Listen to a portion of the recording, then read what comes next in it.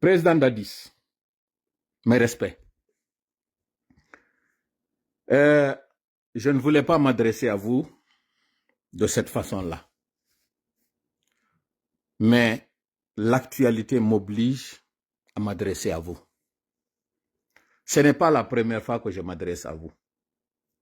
Lorsque vous étiez à Ouaga, en 2022, et que vous étiez sur le point de rentrer en Guinée, je m'étais adressé à vous pour vous dire, ne rentrez pas.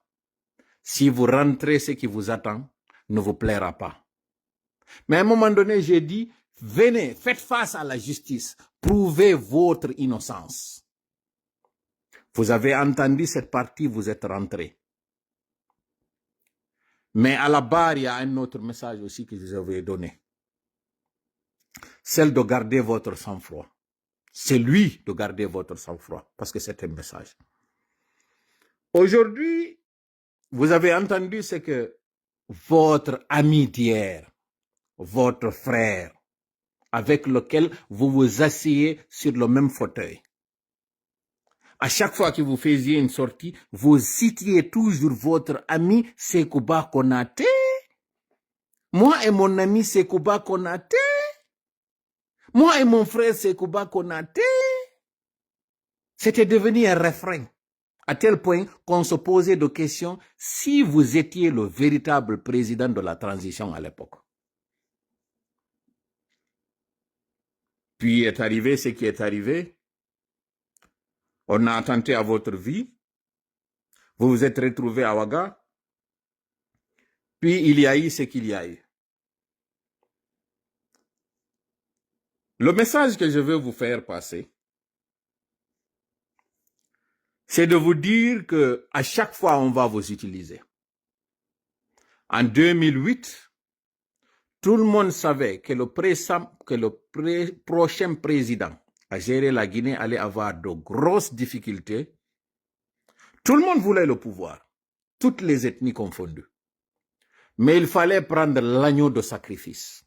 Il fallait avoir quelqu'un qui ose, quelqu'un qu'on va utiliser pour défricher la route.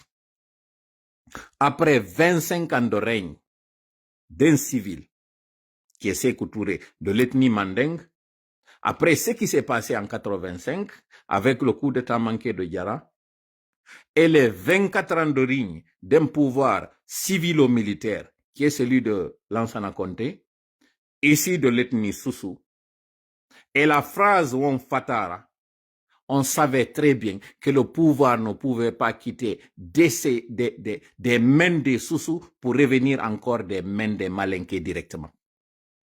Pour tout stratège, on savait très bien que c'était un risque énorme de redonner ce pouvoir directement dans les mains des Malinké. Il fallait donc faire un choix entre un peul et un forestier.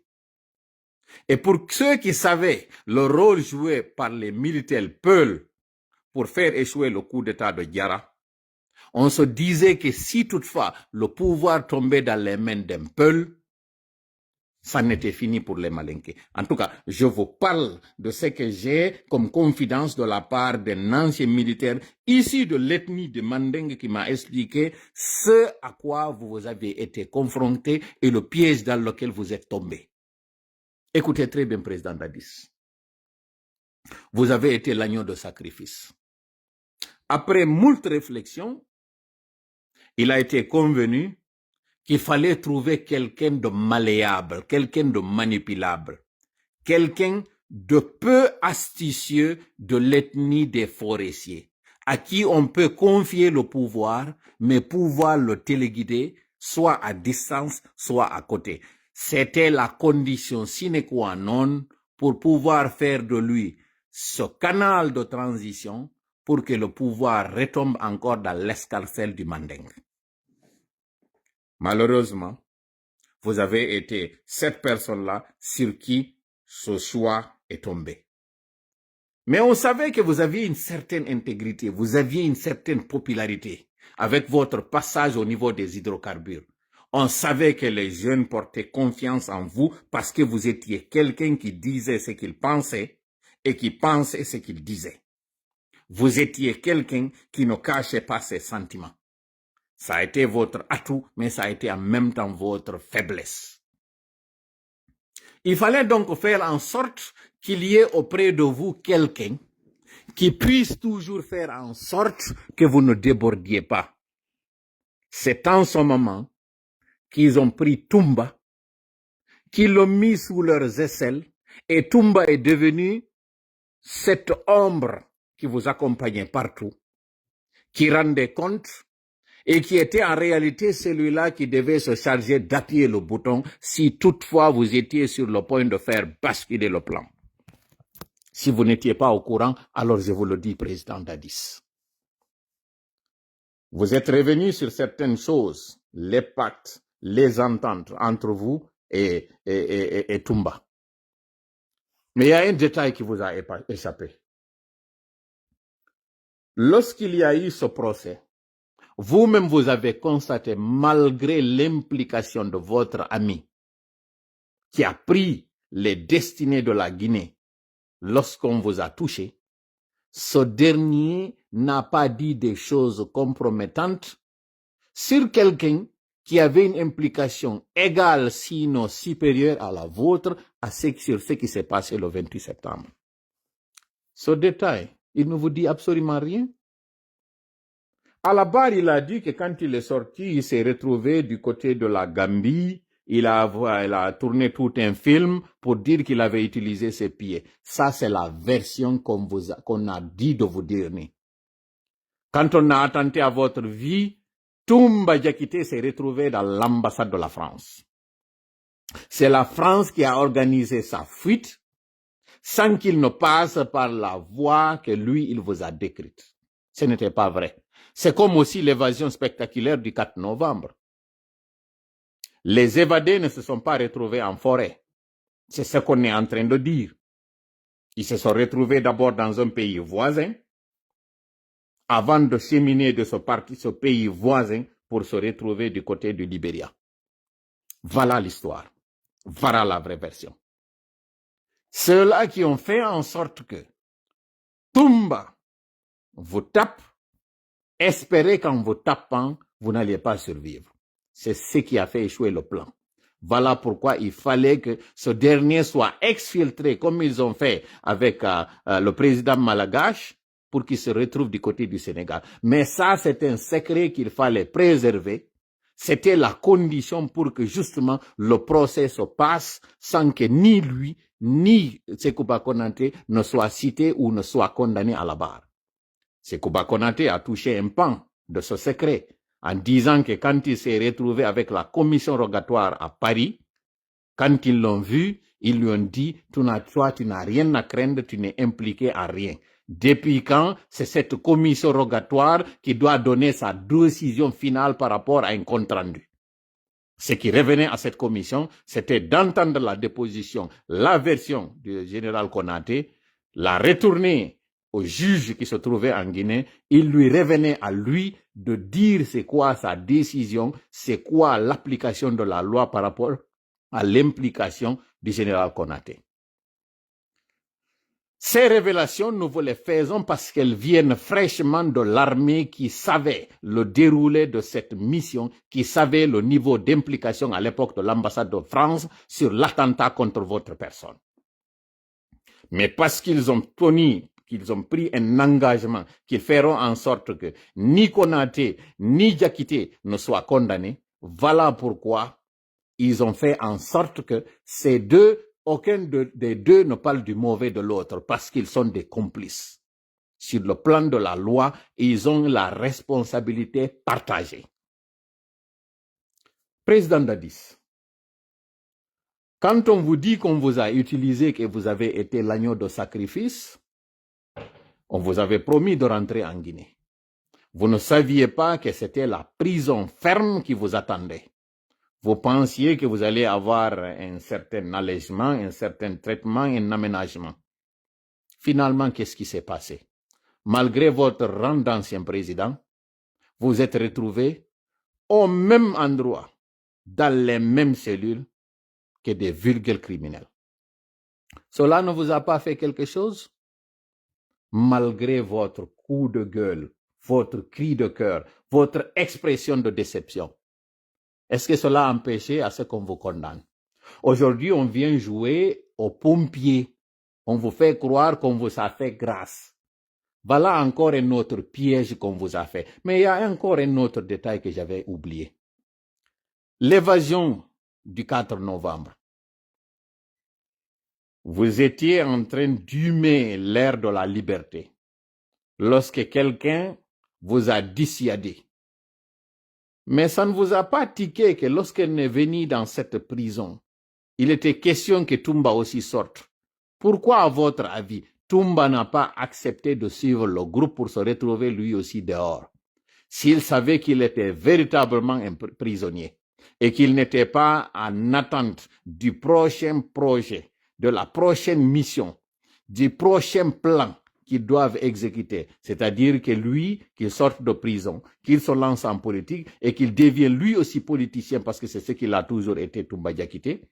Voilà pourquoi il n'a pas accepté de vous suivre.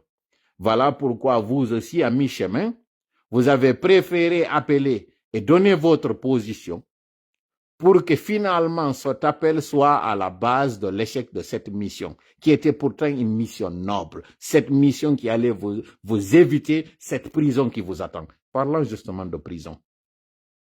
Quand on vous a fait grâce, on n'a pas attendu que les recours soient épuisés, ce qui est une violation de la loi. Parlant de grâce, vous avez vu quand vous avez été bénéficiaire de cette grâce, il y a les organisations internationales qui ont voulu se lever pour dire que votre cas sera réjugé. C'est justement ça le plan. C'est que Sekouba Konaté vient de vous avouer, il n'a fait qu'en fait vendre la peau aux roses. Celle qui consiste, après que Mamadi soit président, qu'ils utilisent des organisations internationales, des organisations de défense des droits de l'homme, pour que votre dossier soit relancé au niveau de la CPI, et que là, que vous n'ayez pas les mêmes faveurs que ce que vous aviez eu en Guinée, que cette fois-ci qu'on vous condamne une condamnation comme celle de Charles Taylor. Monsieur le Président, quand je dis que vous êtes devenu cet instrument qu'on utilise, c'est parce qu'on vous a utilisé pour dire à la communauté forestière que vous êtes favorable à la candidature de Mamadi Doumbouya, pensant que sa candidature va blanchir ce que vous avez fait. Voilà la différence. Lui, il estime qu'il ne s'est pas attaqué à la population comme vous l'avez fait, et voilà ce qui constitue la différence. Lui, il estime qu'après avoir blanchi son coup d'État, après avoir suivi la procédure, il n'y a pas eu de contestation comme c'était votre cas. Voilà ce qui fait la grande différence entre ce que vous avez fait et ce que lui, il est en train de faire.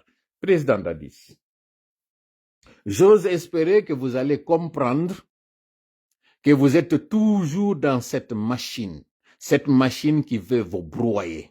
Ce que Sekouba Konaté a dit n'était pas fortuit. Il n'a fait que vous révéler ce qui est en train de se dire entre quatre murs. Vous pensez que Amara vous a pardonné ce que vous avez fait à son défunt père? Vous pensez que lui-même, Amara, vous a pardonné ce que vous lui avez fait? Vous pensez que ce plan qui consistait à faire de vous tout simplement cette passerelle pour pouvoir ramener le pouvoir à ces sécoutouristes qui voulaient le reprendre en 85, pensez-vous que ce plan va s'arrêter ainsi? Non, président Dadis. Capitaine Dadis, utilisez un peu de votre intelligence parce que vous en avez beaucoup. Cette fougue que vous avez devait faire de vous un homme facilement maniable pour eux. Et aujourd'hui, Sekouba Konaté, qui ne pouvait pas garder ce secret parce qu'il a une haine viscérale contre vous, est sorti cracher le morceau pour dire, malgré tout ce qu'on vous avait fait, malgré tout ce que vous avez fait subir, vous et votre entourage, malgré cette purge qu'ils sont en train de faire sur les militaires issus de votre région, aujourd'hui on vous utilise, vous, pour pouvoir avoir cet électorat de la forêt. Peuple du forêt. Peuple de la forêt plutôt, citoyens du Sud, compatriotes, chers Guinéens, écoutez cet appel. Ce que le CNRD est en train de faire n'est ni à l'avantage de la forêt, ni à l'avantage du Fouta, ni à l'avantage de la Haute-Guinée, encore moins à l'avantage de la Basse-Guinée. On vous a divisé en faisant dans l'esprit de chacun d'entre nous que nous sommes forestiers, nous sommes peuls, nous sommes malinqués, nous sommes sous-sous. Tout cela, c'est pour pouvoir avoir le dessus sur nous. L'enjeu est plus considérable que tout cela. Ce que le CNRD projette de faire sur la population guinéenne en retirant nos richesses et en les remettant à cette France-Afrique, à cette colonie, à ce colon, est plus dangereux que ce que nous avons comme raison pour estimer que nous pouvons nous séparer. L'heure est à l'union sacrée. Cette crise de carburant est la conséquence de la gestion catastrophique du CNRD. Cette crise d'électricité qui profite à l'horizon et qui va s'aggraver parce que l'État doit plus de 110 millions de dollars aux prestataires turcs ne peut pas s'arrêter et ne fera que s'aggraver. Cette crise de liquidité qui est en réalité la conséquence de cette gestion opaque et de cette gestion de détournement de capitaux ça et là pour acheter les conséquences ne fera que s'aggraver. Les enseignants aujourd'hui qui réclament ce qui est un droit pour eux, être inscrits dans la fonction publique comme ça a été l'entente. Ces chauffeurs aujourd'hui qui se plaignent, ce mauvais état des routes, n'est que la conséquence de cette gestion d'amateur de la part du CNRD. Tout ceci réuni ensemble constitue déjà des raisons valables pour que la génération Z de la Guinée puisse se donner les mains et se lever comme un seul homme. Si au niveau du Sénégal, ils ont réussi à imposer le président qui est leur choix en défiant la puissance coloniale ou l'ancienne puissance, l'ancienne métropole, pourquoi pas nous? Si le peuple malgache a pu se lever comme un seul homme et finalement rallier les militaires à leur cause, pourquoi pas nous? Peuple du 28 septembre, peuple du